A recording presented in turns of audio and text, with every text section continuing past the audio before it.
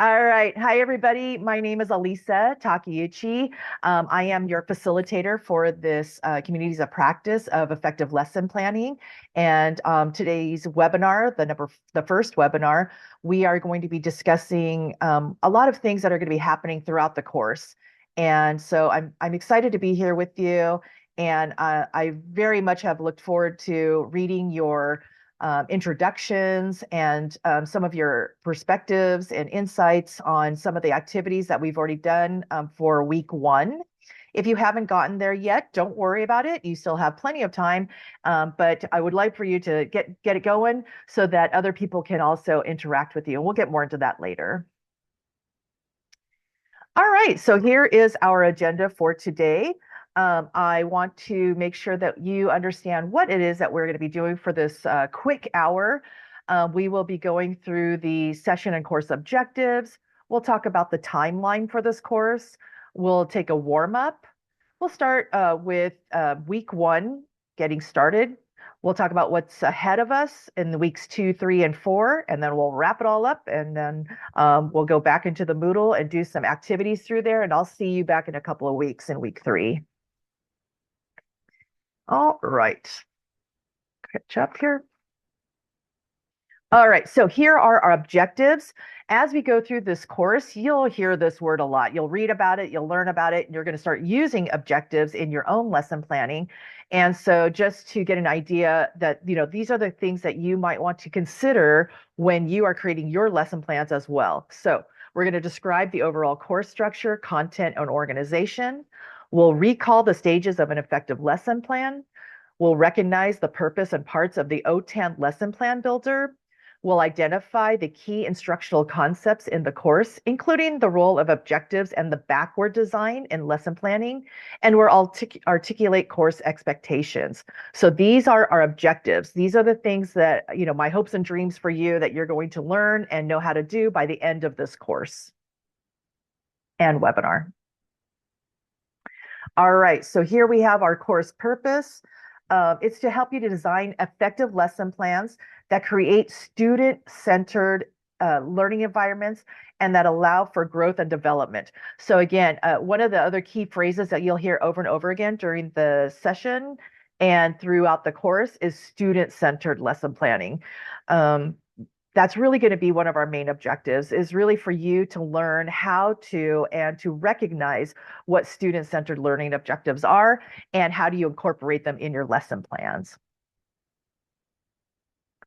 And then the purpose is to guide teachers in planning effective lessons and for teachers to create a smooth instructional flow. So as I was reading some of your comments about lesson plans and your general thoughts about them, a lot of you did indicate that one of the pros is that lesson plans do help teachers to create this flow with what they are teaching the students. And so I thought that was really appropriate for this. So, for those of you who are not familiar or, maybe don't have a lot of experience with this yet, we'll definitely, work with you to do this so that, again, your instruction has a flow to it.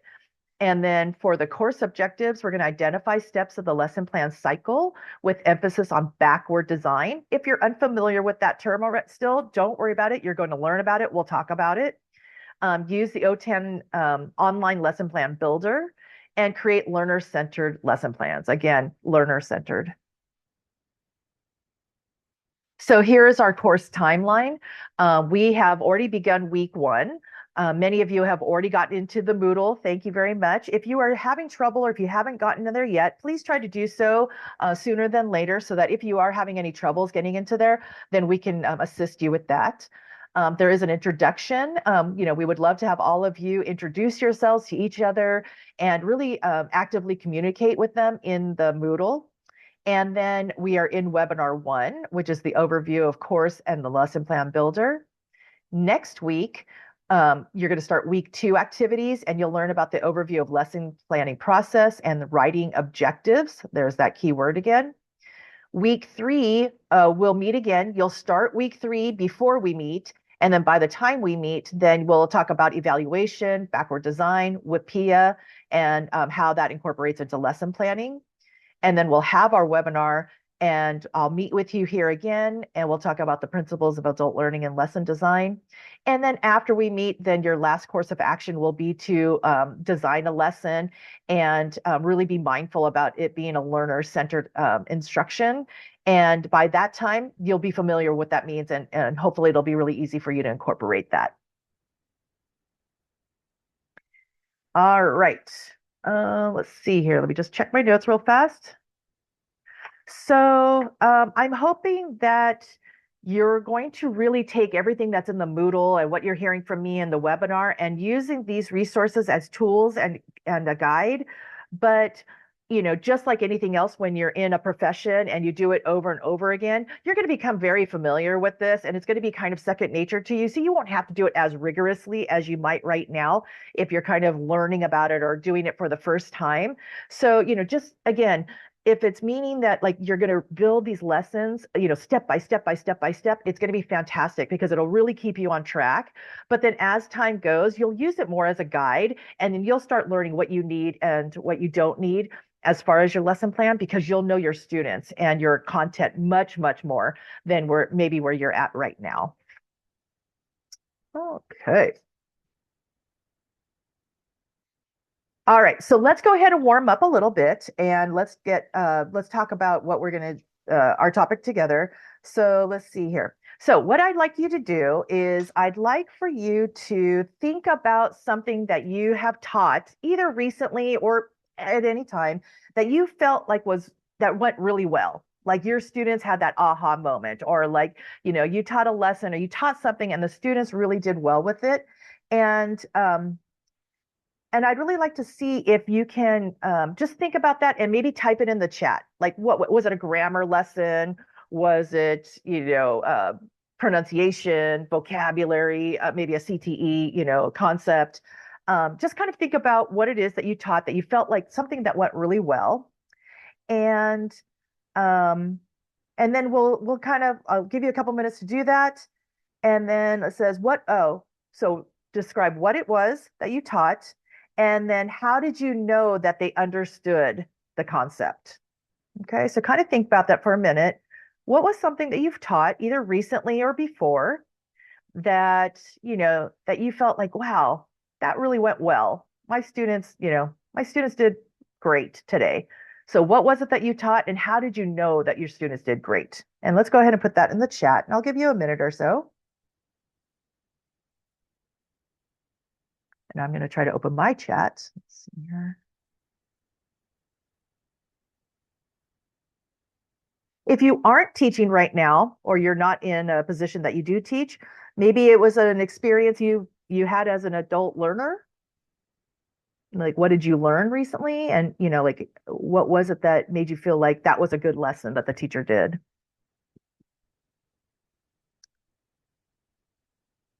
Nice, Scott. So you just taught 2 CAD students how to draw a difficult isometric drawing. So obviously you know that it worked because you saw the drawing. I would think that's how you knew that it worked well. Conduit bending. Wow, we've got some CTE people in here. Good. I taught one of noun clauses with no matter. Oh, nice. All right. So then let's see here. So now that you talked about what you taught, how did you know that they got it? Oh, body language, the look in their eyes and the ins and outs. Nice. I like that. So we had some feedback from the students. Pronunciation for the simple past. Oh, the 3 ed sounds. Good. Fantastic. Thank you, Nick. Ian, during our reading. Oh my gosh, that's exciting, Ian. That's fantastic.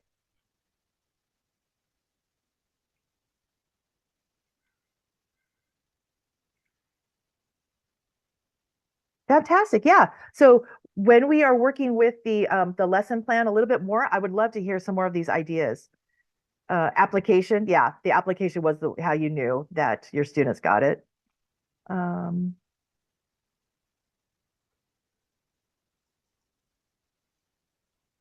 Oh, yeah. Just focusing on one thing instead of trying to focus on a lot of it really can help. a lot because they're not overwhelmed with what they're learning, and then you can know, if they got it or not by how they do with their assessment and being able to use it. Nice. Thank you so much for sharing, everybody. I really appreciate that. Yes, micro learning, exactly. A lot of teachers, we forget that because it's everything is about time. We're so limited on our time, and we have to do so many things in time that that we need to make sure that we put out all the information that we need. We have to meet our objectives or our standards or whatever it is that our course is, facilitating. But then at the same time, it doesn't make sense to overwhelm the students with too much stuff if they're not going to get it, even with just a little, the micro learning, the little scaffolds. And so again, this is where lesson planning may come in, big hand, for you, because then you can see how much activities have you engaged in the lesson plan, and do the students need more? And again, we're going to talk all about that with assessments and things too. Fantastic. Thank you, thank you, thank you. Of course, I didn't click further, so I was supposed to move this forward. Perfect. All right. All right. So the goal of effective lesson planning is student learning and achievement. All right. So again, here's that student learning. So a lot of times when we are new teachers, or we maybe haven't taught with a lesson plan in a long time, what we do is we forget that really with adults, with andragogy, which is different than pedagogy, that we really need to be more student centered. Our adult learners are different. You are different learning as an adult than you are or were as a child, if that makes sense. Okay. So when we were children and we were in school, it was all about the pedagogy, where it was very teacher directed, the teacher, teacher, teacher, and then the students taught learn, learn, learn.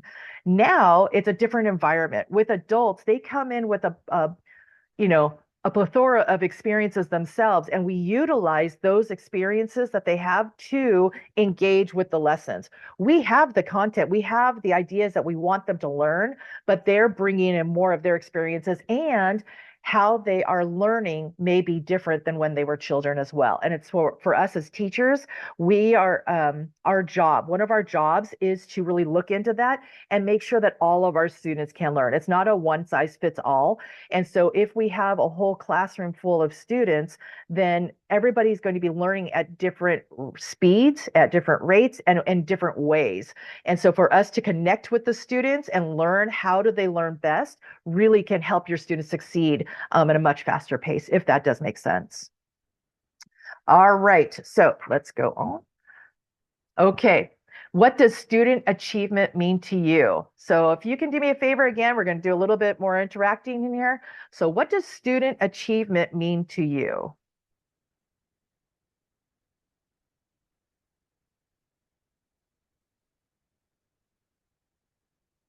I need to get into my chat. All right. Take a minute or so to think about what it means to you, and then go ahead. Oh, seeing progress. Perfect. Yes, being able to apply skills independently.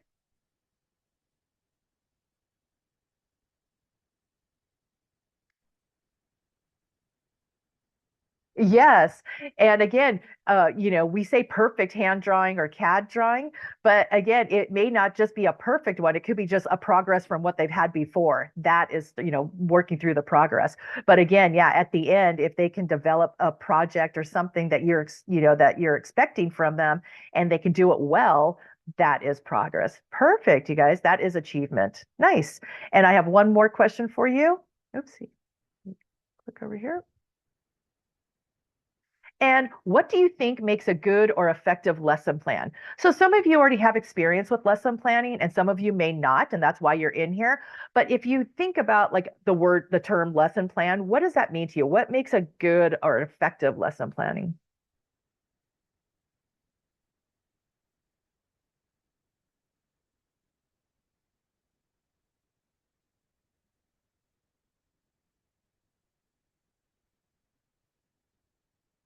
Organizing. Yeah, hopefully. Yes. Uh-huh. The objectives, instructions. So Scott, if you're talking about, if you're talking about somebody's giving you lesson plans to, for you to implement in class, yes. And then also if you are creating lesson plans, maybe for a sub or somebody else, also not to get caught up in that language where, the person who, knowing your audience, basically. Yeah, strong objective feedback from students and applying. Yeah, perfect. I mean, you guys are already in the whole, you've already gone through all the steps of the lesson plan. So all we need to do now is just to put it all together.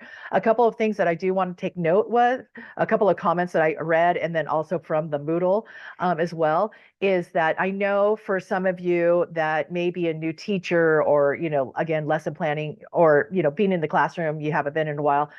Sometimes what happens is that we get caught up in the whole that we get caught into a trap where if you ask a question because you're checking for understanding from the students and you have that one or two students that either answers very quickly or answers all the time and you think, oh, great, they all got it, we move on to the next activity or project, but it really doesn't represent your whole class. So that's another thing that we always want to keep thinking about, and especially when we do lesson planning, really having some of those check-ins all the time, and not just for those one or two students who do get it. It's how do I check understanding for all the, majority of the students. So you really want to be careful not to get caught up in that trap.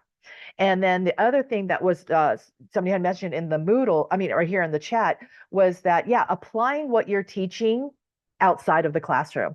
And, just to step on a soapbox real fast, I, I, I beg you, this is one of the things, if you don't get anything out of this, then this is please, please, please, please make sure that everything that you're teaching your students in the classroom is meant to be applied outside of the classroom, whether it be grammar or pronunciation or speaking or listening, whatever it is that they're doing. It's not just for the sake of doing it, even technology, and especially technology, that if you're teaching your students to do something new, then the purpose is for them to be able to apply it outside of the classroom. If they're only experts in the classroom, you didn't do your job.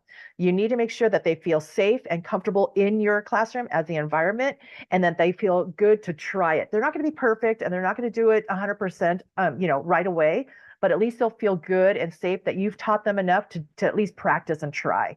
So let me step back off my soapbox, and yeah, and just making sure that you know what your objectives are as well in the class, and being mindful of making sure they know what the objectives are. And again, we'll talk about that in a sec. So scaffolding and lesson planning is effective. Fantastic. That's absolutely right. For those of you, again, who are new, I just want to, we throw out some of these words, and sometimes, as a new teacher, they may not be in your lingo. It may not be in your vocabulary. So scaffolding means to add on, right? It's to build up those foundations so that the students can learn enough to master. They can demonstrate the mastery at the end of whatever it is that you're teaching them. So that's what scaffolding is. All right. Thank you for your participation. I appreciate that. All right. So let me catch up on my notes here. Let's get started. All right, we are in week 1. I'm hoping that many of you have already at least tried to log into the Moodle. If not, then please, again, I would advise you to do that sooner than later, just in case you're having any issues about getting logged in and things, then we can try to help you, before more time passes on. All right. So here we are in week 1.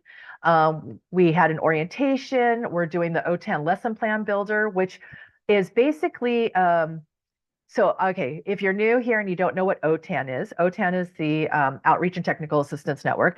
And I am fortunate enough to work for OTAN as well. And what it is a state leadership project for the state of California for all adult educators. And we provide support for you, all things technology. Okay, so we help you to implement everything that you need to do to integrate more technology into your classrooms. And so with that, we have built the lesson plan builder, because we know that building a lesson plan manually or just, on your own might be daunting and you don't know what to do. So we built the lesson plan builder so that you can go in there and literally it's step by step. They give you prompts and questions. Like in this section, this is what you need to put in there. And you go blip, blip, blip, blip, blip, and you put it and you just start at feeding in the information and then boom, you have a lesson plan. And it's going to go through all the same steps that we're going to go through for the CalPro course. And then as well as a little bit more information on Triple E framework. And I'll give you a little bit more information about that later. Let's see here. So some of the things that we want to help you with this course is to really help you be mindful about what a good, effective lesson plan is, and to help you to create them in a timely manner. Because we know that if you have built lesson plans before, then it can literally take a and so we're going to go ahead and hopefully alleviate some of those anxieties that you might have about, oh my gosh, I just don't even want to start because it takes so much time. Well, with the lesson plan builder from OTAN, I'm hoping that that'll help with that. So let's see here. We want to make sure that you're working smarter, not harder. We've heard that phrase quite a bit, especially in teaching. And let's see here. We want to make sure that your goals and objectives for your students are really being met. They're not something that are just in your head and you think you might be, using them or getting through them, and then come to find out at the end of the lesson you didn't do all the things that you really wanted to do. So a lesson plan will really kind of keep you on track, and it's so easily to edit. You can add more things there if you need to, like, oh, I didn't think about that, or oh, wow, my students really did need more grammar, or they do need more group work, or they do need more vocabulary. Add them in there, no problem, because then you'll have it for the next time you teach this very same lesson, and then you'll remember all your notes. Let's see here. For those of you that are in ESL and you do EL Civics, and if you're in CTE, you might do EL Civics as well because of the depends on the pathway that you're in. But EL Civics is a perfect example of kind of a lesson plan and this backward design, because through CASAS, they give us the objectives. What do the students need to learn, whether it be about the DMV or the pharmacy or employment, how to fill out an application or do a resume, about school, how to learn more things about school, internet safety, whatever the content is, you'll have certain objectives that you'll need to meet. And the way we know if they met those objectives is by the assessments down at the bottom. So that's what the backward design means. It means that I know my objectives. This is what I want my students to learn. And how am I going to find out if they know that are the assessments? And then I work my way back up to how do I get to this place? So again, if that didn't make any sense when you were reading about backward design, it's knowing your objectives, thinking about your assessments, and working your way through the lesson plan to get to those assessments. All right. Let's see here. I think we're doing pretty well. And again, if there are any questions that you have as I'm talking through this, I can't really see my chat too well, but every once in a while I will check in my chat. So if you do have a question, please don't hesitate to write in the chat what it is. Let me check real quick. Oh, thank you, Melinda, for putting it in OTAN's website. All right. Okay, so let's go on to the next one. Oops. All right, the lesson plan builder. So this is what I was telling you about. This is through OTAN.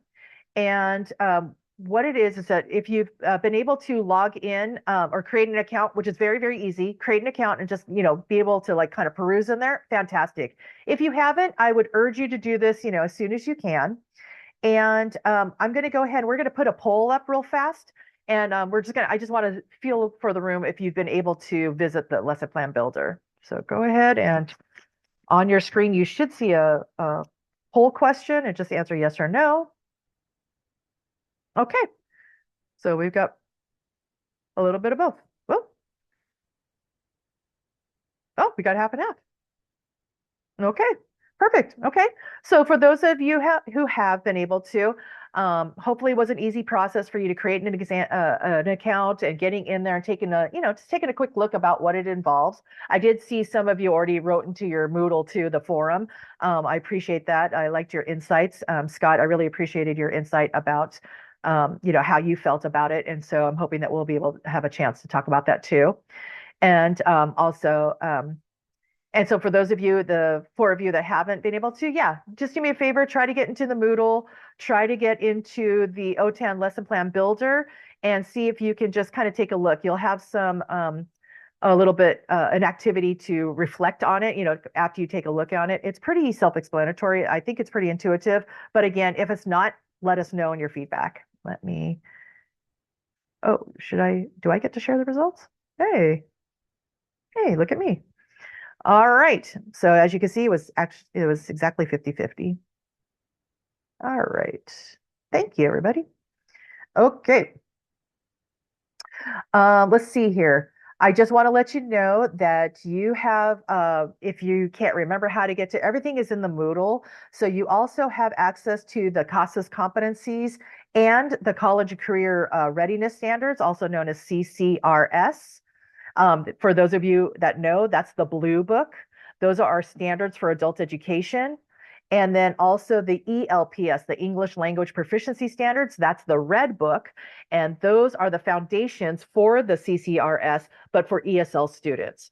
So again, that's a whole other course. We do have courses on the College and Career Readiness Standards and the English Language Proficiency Standards through CalPro. So again, if you're kind of new at this game and you're just kind of learning how to manage this whole thing of adult education, I highly, highly encourage you to look into the CalPro offerings and take a look at some of the other courses that they offer. Some of them are self-pay, some of them are facilitated, things like that. So please take a look. Just want to make sure I don't forget anything. Okay, pretty good, pretty good. All right. Think. Okay, so here's the OTAN Lesson Plan Builder website. They have the template for lesson planning. It just gives you the step by step instructions on what it is to build a lesson plan through the WIPIA, which we will go through in a few slides. And then we have the menus to support focus on student outcomes and learner-centered instruction. Again, there's that phrase again, learner-centered instruction. So we want to make sure that this is for the students, not necessarily for the teacher. And this is where we're going to include CASAS competencies, the CCR standards, and the EEE framework. All right, so here we go. Here is WIPIA. Before you started this course, did you know, please tell me in the chat, yes or no. I knew what WIPIA was or is. I know what WIPIA is. Before you started this course, I'm curious. Yes or no? Okay. No, yes. I have no idea. Yes. Good. Okay. So we're having some half and halves here. Fantastic. You had an idea, small inkling. So WIPIA is just one way to organize a lesson plan, but it is a pretty good way, and it is pretty standard throughout, at least California, that we do encourage teachers that are doing lesson plans to do it in the WIPIA, but it's not set in stone. You don't have to do it this way. But I think especially even for beginners, this is a really good way to organize your lesson plan in a very thoughtful way. And so I'm glad that some of you you understood what that was, and then some of you had no idea. So you're going to learn with us today. All right. So WIPIA is the way to organize your lesson plan. And when we always start with a warm-up, okay? So the warm-up could be a review. And what I mean by that is sometimes you don't want to just start a lesson just going, hey, here's the lesson, boom, and you throw it out at the students. They don't comprehend that very well. What they really do strategize from and really are successful with is that you bring out some of that. Remember, we talked about your adult students have past experiences. When you bring out that experience, those experiences with them, if they have them, it really kind of gives them some idea of, oh, okay, this is the direction we're going in. So sometimes what teachers do is that they take whatever their lesson was yesterday or the last class, and whatever that objective was or something, they use that as the warm up, if that makes sense. So it's not just a one and done. You do a lesson and you're done and you're like, okay, forget about it. Bring it back the next day or your next class as your warm up. Hey, remember when we talked about past tense verbs yesterday? Who can tell me a past tense verb that you remember? Right. So it's like familiar information that they had. And then they're kind of getting back into the things, so they're getting their brain all set. And then you can actually kind of see who answers and who doesn't, like who remembers what the lesson was from yesterday. Or, as we know with adult students, the student might not have been here yesterday. So at least it kind of gave them an idea of what happened yesterday. So then they go, oh, they went over past tense verbs yesterday. Here's some information about it, right? So they're not left high and dry. So a lot of people use warm-ups and reviews as that kind of like, hey, let's get into the swing of things. The next we're going to do is introduction. Now I'm starting to feel like, okay, I need to introduce whatever it is my objectives are. And this is usually where I'm going to state my objectives. Okay. Now, there are two things you as an instructor can do for your objectives. In your lesson plan itself, you write the objectives as a teacher.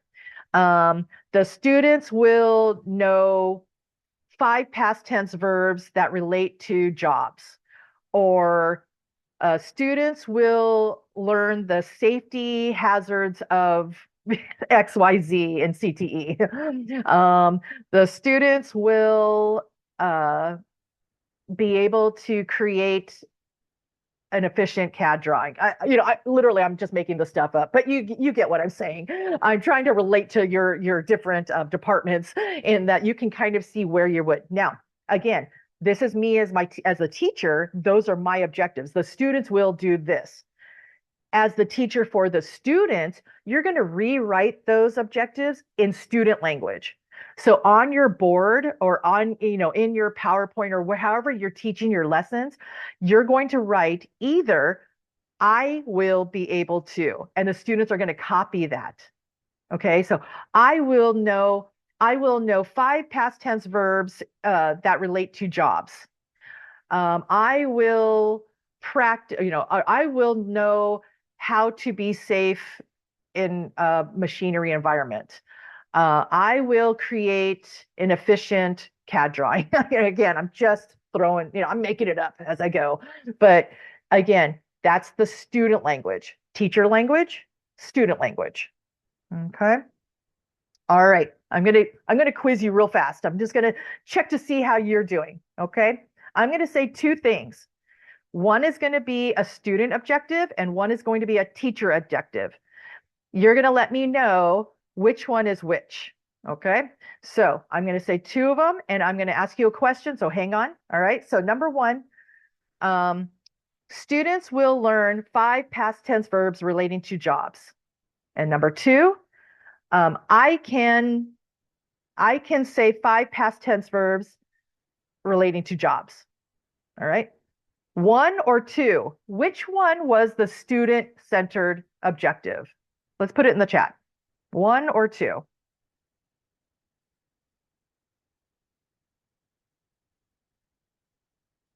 Let's see here. Yeah. Oh, okay. 1 was students. Yeah. 2. 1 was students. So, okay. So students will know 5 past tense verbs in the, relating to jobs. And I will know 5 past tense verbs related to jobs. Okay. So when the objective starts with students will, more likely than not, that's the teacher objective, right? That's for me to say, this is what my students will do. When I change it to student languages, I'm going to say I can, not me. I the teacher, I'm going to write it on the board. I can say 5 past tense verbs relating to jobs, and the students are going to be copying that so that it's internally now in them. I can do this. I'm going to learn this. I will know this.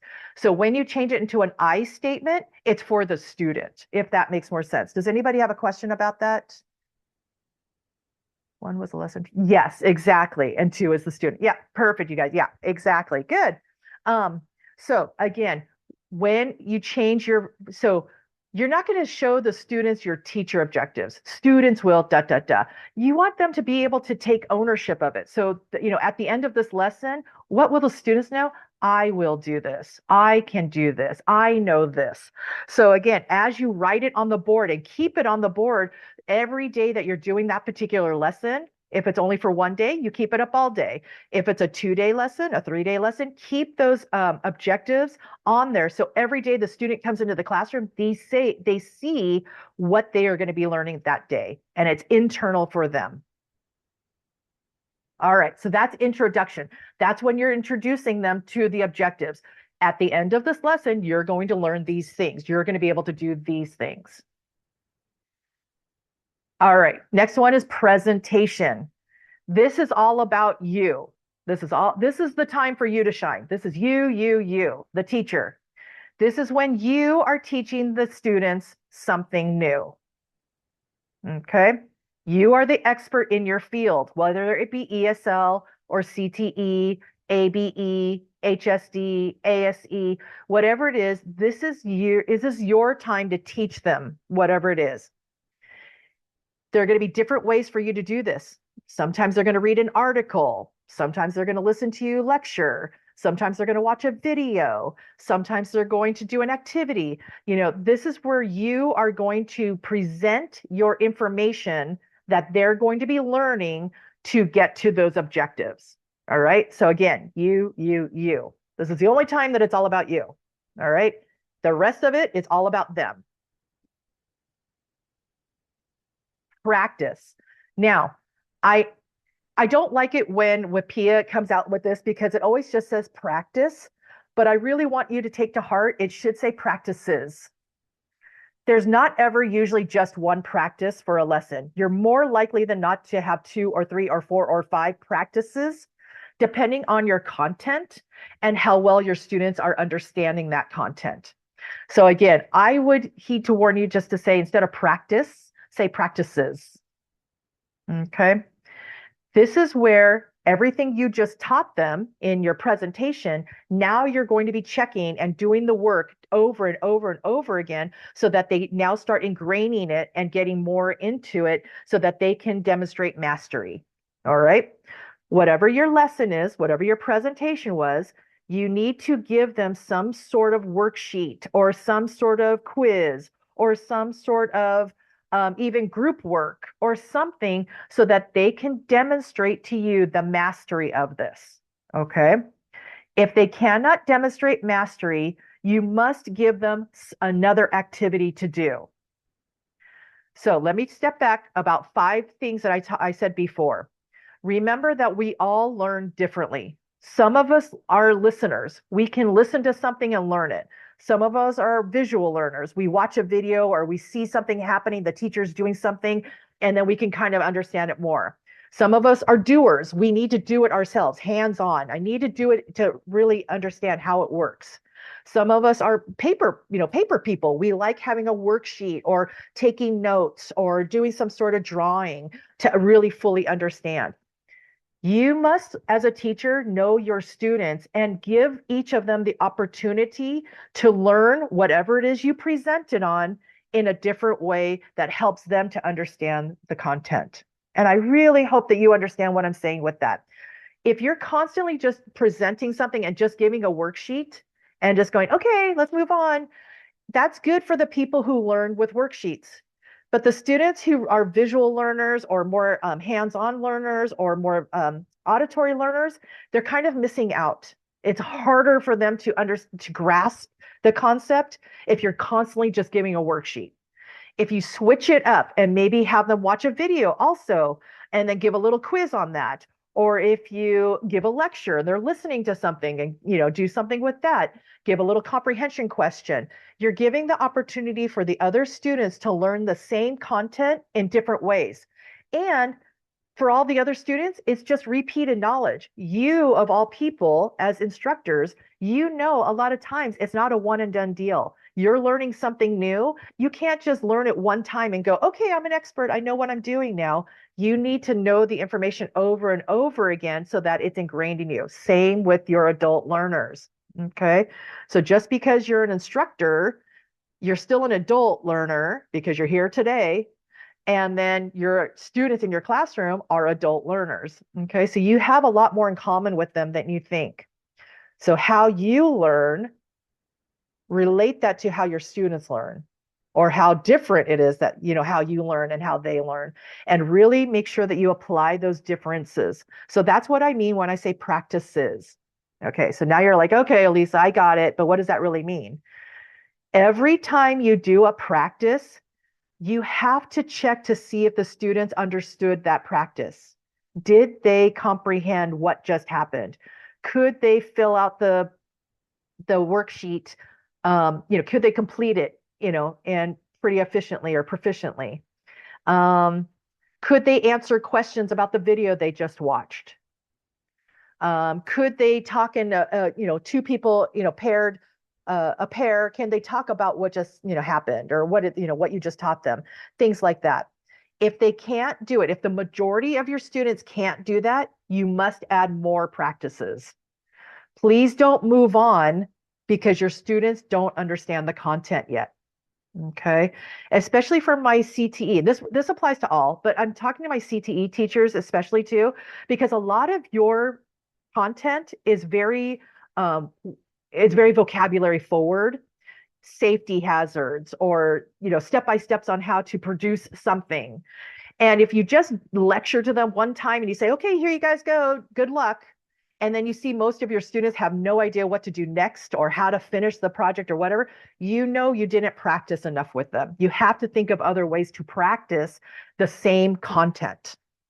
Because again, your students are learning at different speeds, rates, and ways. So again, keep those in mind when you're doing your practices. So please, in your lesson plans, you should not just have one practice in there. There should be at least 2 or 3 or more. And I would hesitate to say that you probably should include some sort of technology in there, whether it's a Google quiz or watch a YouTube video or something else, like that. All right. E, evaluation. In the chat, do me a favor very quickly. What's another word for evaluation?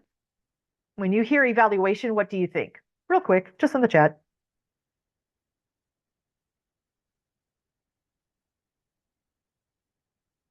Review, assessment, quiz, assessment. Yeah. Mm-hmm. And it could be any and all those tests. Yeah. Mm-hmm. So when you hear evaluation, it usually is a test of some sort, whether it be a chapter test or the end of the project test. And when I say test, it doesn't necessarily have to be, multiple choice or, fill in the blanks or essay. It could be, but it could also be a project. So somebody was saying that, they did a CAD drawing, or I think it was a CAD drawing. That could be the evaluation. At the end of this lesson, can the students produce XYZ? Can they do a production of whatever it is I'm teaching them? It could be a project. It could be an essay. It could be, whatever it is the end project is. That's evaluation. Okay. Now, I want you to keep in mind, though, evaluations happen throughout the process. Every practice has an evaluation. That is so important, everybody. I really want you to get that.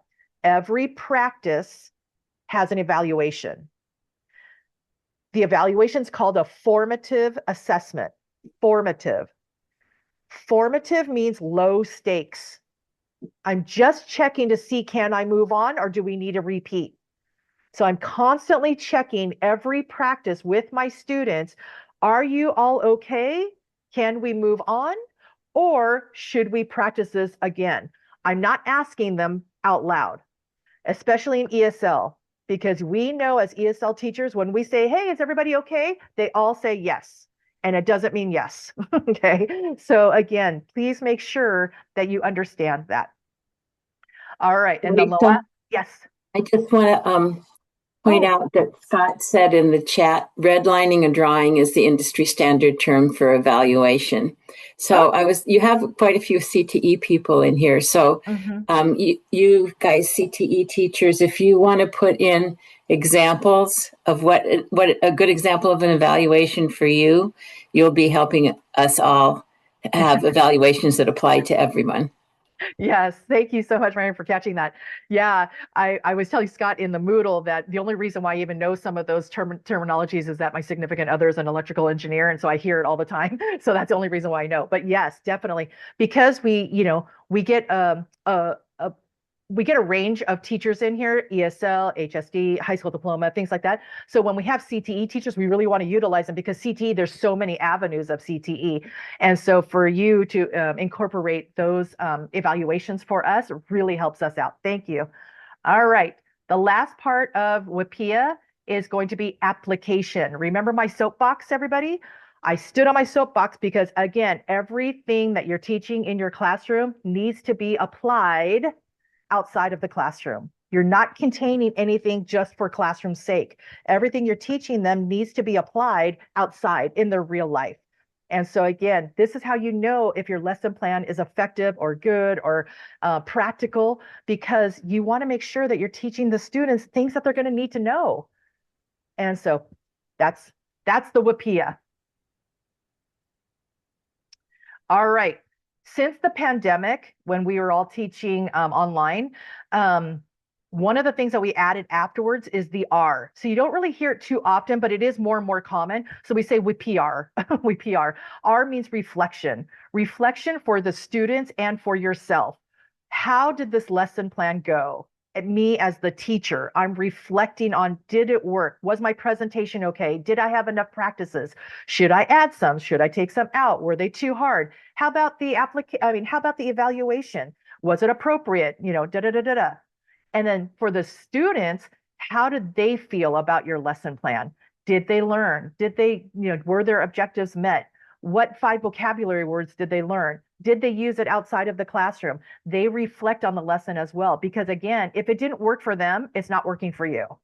So just because you felt that like a lesson plan worked, if it didn't help them, it didn't work. So that's the reflection part of it. And so that's been added on. All right, triple E. This is also in your lesson plan. This is for technology. This is how do you incorporate technology into your classroom, not just for technology's sake. You're not doing a Kahoot, or you're not just doing some sort of software application just to say, hey, I got my technology in for 15 minutes today. It's really taking the technology and applying it to the content and asking the students, did the technology help or hinder the content?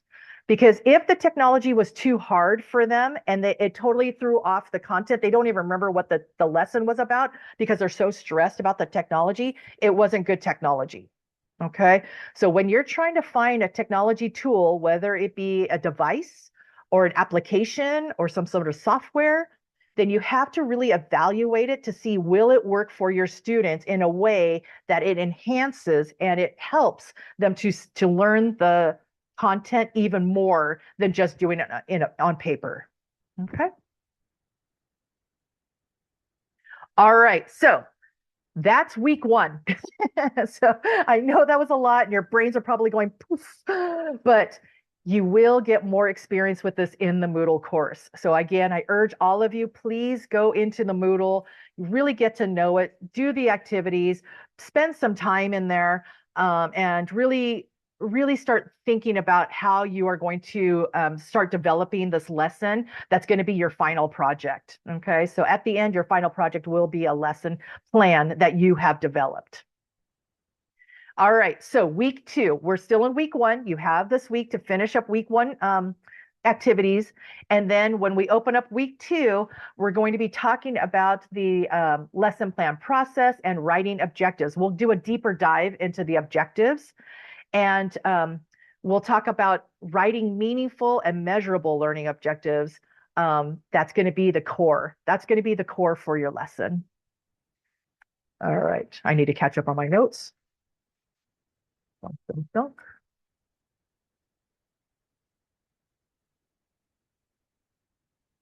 Okay. Alisa, while Here's you're a, checking your notes, yes. I'm just going to enter in here real quick. If you have any problems entering into the Moodle, we've already had a couple of people that have chatted me directly. Please let us know. You can email me, mholt@air.org, or you can just send me a message in the chat and we'll get it all worked out for you. Sorry for the interruption. No, thank you, Melinda. So yeah, please, please, please reach out to us if you have any issues or if you can't get into the Moodle, especially so that we can get that resolved for you. So here is a visual of what it looks like for the WAPIA lesson plan. All right. If you look at it as like a clock, okay, if we start up at 1 o'clock, yeah, around 1 o'clock or so, you'll see the warm up and review. Okay, so again, that's how we get the students in there. But if you look at the middle, that's your target. Remember, our objectives are the target. This is what the students will be able to do. That's where you're going to start. And if you look at the little corner, maybe at about 8 o'clock, you'll see that little tiny square that says backward design. Because once I ask the question, students will be able to do what? I go to the evaluation to say, how will they do that? I need to know what will they do and how will they do it. Then I could go through the WIPIA and I could start filling in the blanks. Okay. So what will the students do? How will they do it? Now let's go to warm up. Now I'm going to introduce them to the topic, maybe as a review from yesterday's lesson, things like that. I move down the clock to about 4 o'clock. I do my introduction. I talk about the objectives. This is where I tell them what they're going to be able to do at the end of this lesson. 5 o'clock, I'm going to present me. 7 o'clock is going to be practices. Again, don't do one, do as many as you need to. And then because they've done so many practices, the content is there, they understand it. Now they can do the summative evaluation. Remember, practices have formative assessment. The evaluation at the end, the chapter quiz, the project, the essay, that's the summative. We're going to summarize what we learned. Again, it could be the end, whatever the end result is. Okay. And then when we get to 10, 11, and then 12 o'clock, we're going into the application. How do they apply it to their real life? How are they going to use it in their jobs? How are they going to use it going to the bank or talking to their children's teachers, things like that? All right. Okay. I talked about this earlier. Please, I'm asking you, when you are in your classrooms, write your objectives on the board for your students to see every day. If the objectives change the board. Your students should be ingrained in what it is that you're trying, what are they're going to learn. What will they be able to do? What can they do? All right. So in the chat, very quickly, just let me know if you already post your objectives, not your agenda. Remember, agenda is your timeline. This is when we're going to do it, but your objectives are this is what you were going to do, what you're going to learn. So if you do it, say yes, and then how do you do it? It could be in a Google Classroom, it could be in your Canvas, it could be, it doesn't necessarily, I say on the board, but I mean just for students to see. And if you don't yet, don't worry about it. Just tell me no, because this is something that you might want to pick up. Maybe that could be one of your goals for your next class, is to say, hey, I think I'm going to try writing my objectives on the board and see what happens, see if my students react to it. There is a study, I'm just going to do this real fast for you. There is a study from an educator in Australia who did a study, and he did a bunch of micro studies, and he found that students that had objectives on the board learned the content. I believe it was 18% better than if they didn't. And if they had the objectives on the board every day that the lesson was taught, they learned it 27% more. So that's quite a big difference. So you might want to experiment. If you don't normally write objectives on your board, just experiment for the next 3 weeks and see what happens. It won't hurt. All right. Thank you, everybody, for contributing. All right. Let's see here. Let me keep going. All right, week 3, you're going to learn about evaluation, the backward design, and the WPIA lesson plan. Now we're going to start putting everything together. You're learning about all the different components. Now it's going to be up to you to start thinking about how are you going to organize it for yourself. And then here is the little frame that goes through it. So you identify the desired results, you determine acceptable evidence, and then you plan learning experiences and instruction. That's the backward design. What is the end result? How do I get there? All right, to begin with the end in mind means to start with a clear understanding of your destination. It means to know where you're going so that you better understand where you are now and so that the steps you take are always in the right direction. Stephen R. Covey. I think that sums it up pretty well. All right, again, your first questions you're going to ask: what should students know and be able to do? And how will students demonstrate that? Okay, those are your backwards designs. I think I skipped, there was a poll. I think I skipped it, I'm sorry. These are your objectives, and this is your evaluation. That's the first thing you're going to start doing when you do your lesson planning. And then we'll come back here. I'll see you again in a couple of weeks, and we'll talk about the principles of adult learning and how to connect all of that, especially the evaluation with the objectives. Did your evaluation meet your objectives? And then we're going to look at making sure that your lesson plan is learner-centered versus teacher-centered, which is usually our go-to because we like to think it's all about me, me, me, but it's actually about them, them, them. And we're going to wrap this up. This is what we expect for you for this course. I know we're just starting off in week 1, but we do expect you to participate weekly. So please make sure that you're going into the Moodle at least once and probably more, twice a week. Read all the course materials, complete the exercises and assignments, read and contribute to asynchronous online discussions at least twice a week. So you're going to be posting your, your reflections, and then you're also going to be commenting on other people's posts. So if everybody tries to do it kind of early, then we have a lot of people that we can go through to reflect on. Reflect on the interaction with colleagues is one of the best. This is what we've heard over and over again with our feedback of these courses. And so the material is always going to open. I think it says Monday, but I actually think we're going to open them on Sundays because some of you might have more time on Sundays to work on it. And so again, if you just set some time every week, a couple of times a week to really focus on the Moodle and on the activities, it's really going to help you. I hope that we were able to develop a community of online learners with you and understand how the course works. And in the chat, if you could do me a favor, I have about 10 more seconds. Please put in the chat what is one takeaway you or an action item that you have learned today that you would like to implement. And again, if you have any questions or anything, please put them in the chat, or you can always reach out to me in the Moodle. If you're already in the Moodle, please, if you have any questions or anything, reach out to me through the Moodle. But if you can put in the chat just something, a takeaway or an aha moment or something that you're like, hey, I think I'm gonna try that this week. Go ahead and put it in the chat, and then that way you're putting it out into the universe, and then hopefully you can implement it then. This is our upcoming dates. These are the things that we hope that you complete your activities by this Sunday. And then when it opens, we hope that you complete next week's activities by next Sunday. And then I'll see you the following Wednesday. This is all in the Moodle as well, so don't worry. And if you don't know where you're going, you might end up someplace else. Good old Yogi Berra. And I really appreciate your time, everybody. I appreciate you being here. I hope that it wasn't too overwhelming.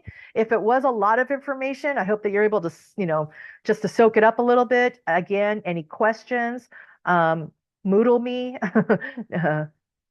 You could always email us, Melinda or Marion, everybody. You could email any of us, and we'll always get the messages to each other. Oops, sorry. All right. Thank